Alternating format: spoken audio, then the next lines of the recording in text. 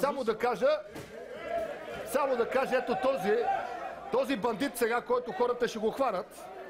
Така. Този бандит, Искра Фидосова, която познавате много добре, в Лом е организирала цигани, вижте ги там къде са циганите. Не домати, лайна хвърлят циганите. Лайна хвърлиха. Така, само да обясна. Чувате ли ме добре целият площад? Искра Фидосова, Бойко Борисов, снимайте лайната тука, и Цветан Цветанов са организирали циганите в Лом, платили се и се докарали един автобус.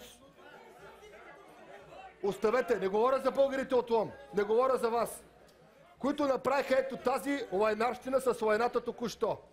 Замериха хората на Монтана, дошли тук да си кажат свободно мнението с лайна. И аз искам това да го покажат. Ето го горе, вижте, аз имам и на крачола си, не ме е срам.